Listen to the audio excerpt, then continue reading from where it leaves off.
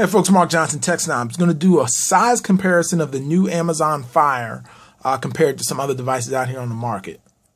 First phone up is going to be the iPhone 5S. As you can see, they're very similar in kind of like shape and design.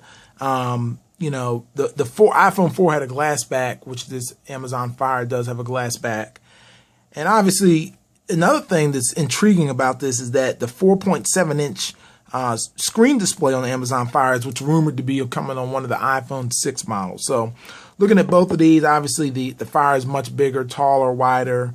It's heavier, of course, but this kind of gives you a good idea of what it looks like compared to the iPhone 5S. Next phone up is the Nexus 5. So looking at the Nexus 5, they're very similar in size. I mean, the frame of each phone can, take about, 5 inches. Looking at the back, obviously the Nexus is, polycarbonate. This is the red model.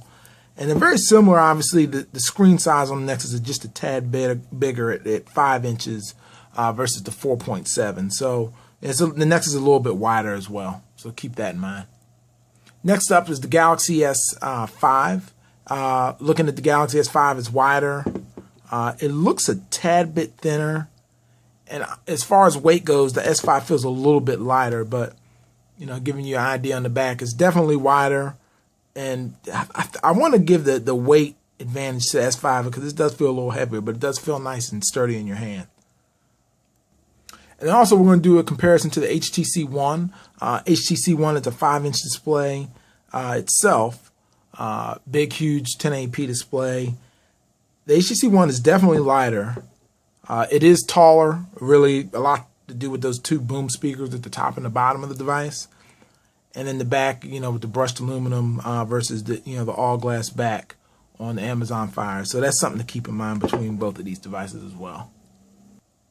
And last but not least, we'll compare it to the gigantic, massive Lumia 1520. As you can see, 1520's, honestly, it's lighter. It's a lighter device. It's obviously much wider, much taller. I mean, phablet all the way, as you can see. But, whatever floats your boat, right? So that's going to pretty much wrap up the size comparison. I'm going to do a full walkthrough on how the Amazon Fire works. It's got some cool dynamic display stuff. As you can see, the screen, everything pans around when you move it. So that's pretty cool.